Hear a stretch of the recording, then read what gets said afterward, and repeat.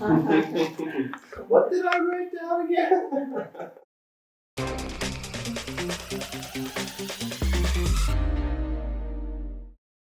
Mario Rothbauer was an Austrian Fulbright scholar during the 2022-23 program year. He spent his grant period in New York City at the HSS Research Institute, focused on his research project, entitled Hoffa-fibrosis-on-a-chip in osteoarthritis. Following his return to Austria, we sat down with Mario to talk about his experience as a Fulbright scholar in New York and about his general experience in the US.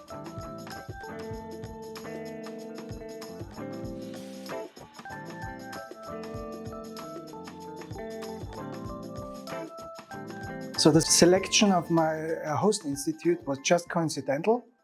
I thought being a kind of orthopedic researcher, not a clinician, it would be beneficial to my career to select the top institute in the States. And that's actually the HSS in New York. It's the #1 ortho hospital. So that's why I chose the research institute there. My research project is about fat pad fibrosis or fibrosis in general.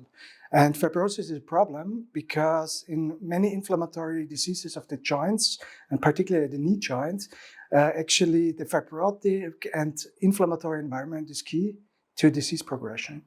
And better understanding of these cellular mechanisms will be the feature of therapeutic approaches.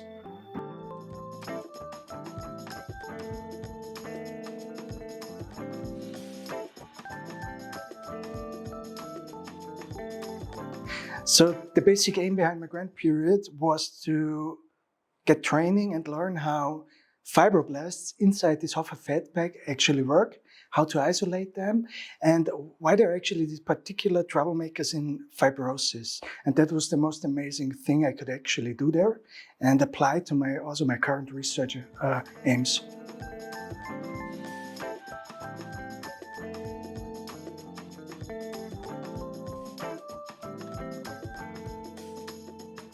So this would be the border patrol at the airport.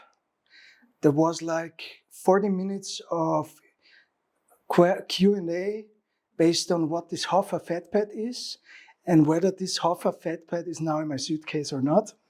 And this was actually the most memorable non-scientific thing. He hammered me for 40 minutes and he said like, look, I can open it up. And I'm like, have fun, man.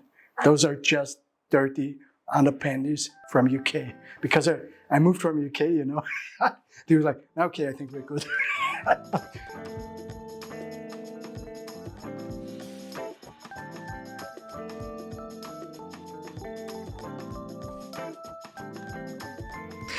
So in my personal opinion and experience, I thought kind of as a PI, as a principal investigator, you're way more valued in the States compared to Europe and especially Austria. In Austria, as a PI, you actually, as a young postdoc, you're expected to be a PI. That's what you must do to progress in your career. And it's nothing special. And there is no kind of stature or something coming with it. It's just your job to be. And that was different. For me, the most striking difference, actually. In Austria, you need to be group leader after your PhDs. In the States, you kind of need to earn the position. So the hierarchical, the level and the importance is different.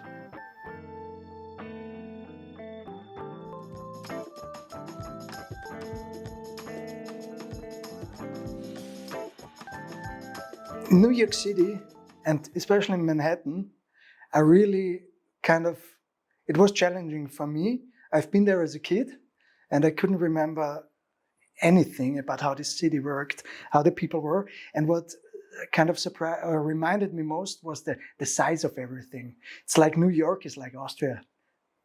And Vienna is like maybe a district. So the scale of everything is so much bigger. And it reminded me to Tokyo. So everything is more skyscraper, kind of more stories to every building. And without Google Maps, I think I would have been lost in either cities. So Google Maps saved my day.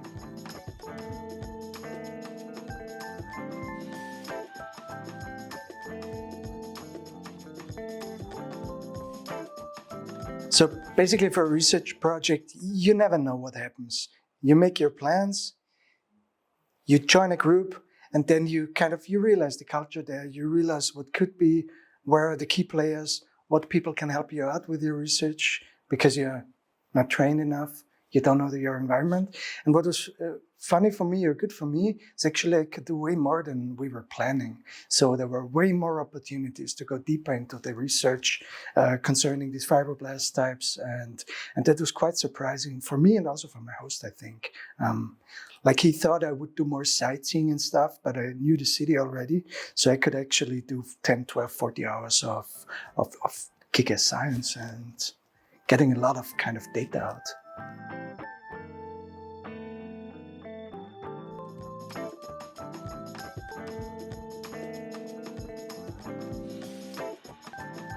So we are in constant communication. We still replan and redo stuff. So I repeated all the experiments to also have validation that it was not kind of some patient population effect we saw. So that worked out well. So we could repeat. It was confirmed. And now we're actually going deeper into why it happened, why those changes we saw actually happen, and how we can relate that back to the disease. So we're still working on it, and we're actually planning to do staff exchange in the near future, like a PhD of mine doing a postdoc phase, a scholarship there. So we're on it, and it's just the beginning of more.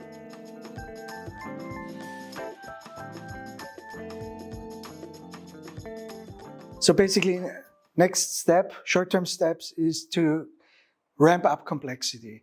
I worked on one single tissue, now adding up multiple tissues, adding more complexity, different players of disease, different kind of organs too, and see how this actually gets closer to actual patients and diseases, and getting more funding, new partnerships, and bilateral kind of projects and funding will be the next few steps at least.